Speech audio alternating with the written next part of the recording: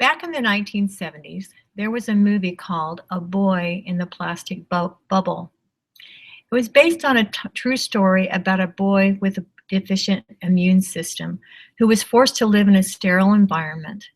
His room was sealed against bacteria and viruses. His food was especially prepared, and the only human contact he had was a gloved hand. Today, millions of Americans are trying to create a protective bubble around themselves and keep out germs. Instead of living in a plastic bubble, however, we are buying billions of dollars of antibacterial products such as soaps, hand wipes, tissues, and sponges. Before I investigated this subject, I looked for soaps that had antibacterial in them. I believed, like most Americans, that if soap was good, then antibacterial soaps was even better. Many of us believe that we can rid ourselves of bacteria. In fact, we can't.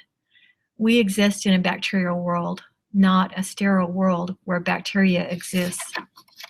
The manufacturers of antibacterial products claim that their products kill 99% of the bacteria. Has anyone asked what happens with the 1% that are left on our skin after killing all the good and bad bacteria? The more powerful 1% bacteria left on your skin no longer have the good bacteria to fight against them. With nothing blocking them, they can grow stronger and become more resistant. Trying to prevent bacteria is actually putting us at risk. We are changing the microbial ecology of the world around us by creating antibiotic-resistant bacteria because of our overuse of antibacterial soaps.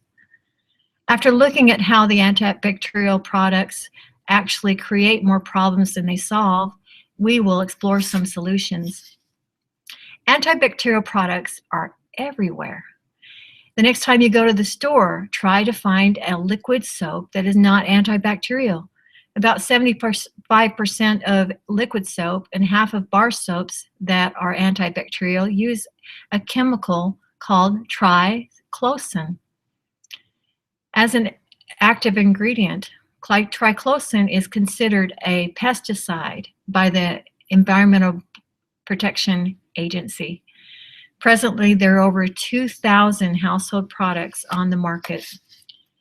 In addition to all the soaps and cleaning products, there are antibacterial cotton swabs, shampoo, cutting boards, antibacterial socks, mouthwash, toothpaste, cosmetics. And to protect you while you are away from home, there is a travel-sized toothbrush with antibacterial bristles. Even larger items are coated with antibacterial chemicals such as furniture, countertops, and even children's toys. There is no doubt that antibacterial products are popular with consumers, but the FDA announced a bold new position on antibacterial soap. The director of the FDA, Sandra Cooter, stated, quote, "We want companies to actually test these products so that consumers that purchase them have a sense whether there really is any benefit at all over regular soap and water." The FDA has demanded that manufacturers demonstrate that these products are both safe and effective by 2016, or they will be forced to be taken off the market. Unfortunately, the FDA allowed the overuse of these products for the last 35 years and created a false sense of security amongst consumers.